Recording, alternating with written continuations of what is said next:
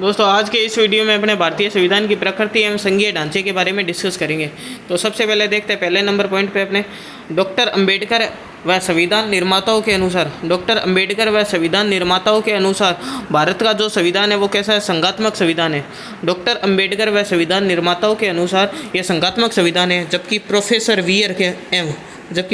Wear एवं अन्य पश्चिमी विचारकों के अनुसार ये एकात्मक संविधान है। यानी भारत का जो संविधान है वो डॉक्टर अंबेडकर और संविधान निर्माताओं के अनुसार तो कैसा है? संघात्मक है, जबकि प्रोफेसर वीयर और अन्य पश्चिमी विचारकों के अनुसार ये कैसा संविधान है? एकात्मक संविधान है। ठीक है, अब आगे डिस्कस करते हैं इसके बारे में। देखो, प्रोफेसर वीयर एवं अन्य विद्वान, ठीक है, के अनुसार भारतीय संविधान पूर्ण रूप से संघात्मक नहीं है, बल्कि ये एकात्मक की ओर झुका हुआ अर्ध संघात्मक संविधान है। ठीक है, उन्होंने कहा था ये भारत का जो संविधान है वो संघात्मक संविधान नहीं है, वो एक पूर्ण रूप से संघात्मक संविधान नहीं है, बल्कि ये एकात्मक की ओर झुका हुआ अर्ध संघात्मक संविधान है। इनके अनुसार भारतीय संविधान में निम्नलिखित प्रावधान इसे एकात्मक बनाते हैं। कौन कौन से ऐसे प्रावधान है जिससे भारतीय संविधान एकात्मक बनता है? पहला है राज्यपाल का पद। राज्यपाल की नियुक्ति राष्ट्रपति द्वारा की जाती है एवं राज्यपाल राष्ट्रपति के प्रसाद पर्यंत पद धारण करता है। तथा वह राज्यों में केंद्र सरकार के प्रतिनिधि के रूप में काम करता है। किया जाता है। राज्य विधानमंडल द्वारा पारित विधेयकों पर राज्यपाल की स्वीकृति आवश्यक होती है तथा वह उन्हें राष्ट्रपति के पास विचार हेतु आरक्षित भी रख सकता है।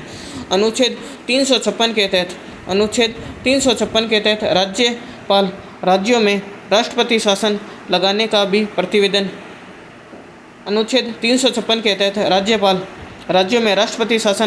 भी प्रतिवेदन राष्ट्रपति को दे सकता है। ठीक है, यानी देखो स्टेट के अंदर कौन सा आदमी आ गया? सेंटर का आदमी आ गया। ठीक है, यानी स्टेट में स्टेट के अंदर कौन सा? सेंटर का आदमी आ गया। अब सेंटर में कोई दूसरी गवर्नमेंट होगी और स्टेट में कोई दूसरी होगी, तो सेंटर का जब आदमी भेजेगी तो वो गवर्नमेंट अपने पक्ष वाला भेज देगी, तो इस तरह से वो एकात्मक हो जाएगा ना। आगे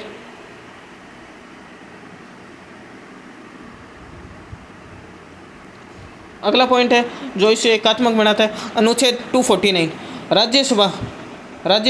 राज्य सूची के किसी विषय को राज्यसभा क्या कर सकती है? राज्य सूची के किसी विषय को राष्ट्रीय महत्व का घोषित कर उस पर संसद को विधि बनाने का अधिकार प्रदान कर सकती है। यानी 249 आर्टिकल ये राज्यसभा राज्य सूची के किसी विषय को राष्ट्रीय महत्व का घोषित कर उस पर संसद को विधि बनाने का अधिकार प्रदान कर सकती है, जो संविधान को एकात्मक बनाता है। अगला पॉइंट, संविधान के अनुच्छेद 3 संसद को नए राज्यों के निर्माण। संविधान का अनुच्छेद 3 संसद को नए राज्यों के निर्माण एवं वर्तमान राज्यों के क्षेत्रों, सीमाओं व नामों में परिवर्तन की शक्ति प्रदान करता है। संविधान का अनुच्छेद 3 संसद को नए राज्यों के निर्माण एवं वर्तमान राज्यों के क्षेत्रों, सीमाओं व नामों में परिवर्तन की शक्ति प्रदान करता है। ये भी इसे एकात्मक बनाते। आपात उपबंध।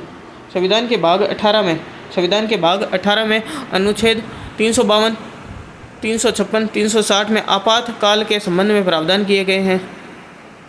संविधान के भाग 18 में अनुच्छेद 352, 356, 360 में आपातकाल के संबंध में प्रावधान किए गए।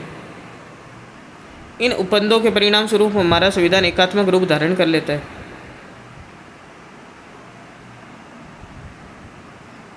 अतः भारत का संविधान न तो विशुद्ध संघीय है न ही विशुद्ध एकात्मक, बल्कि ये दोनों का सम्मिश्रण है।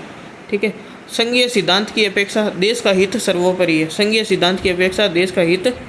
है।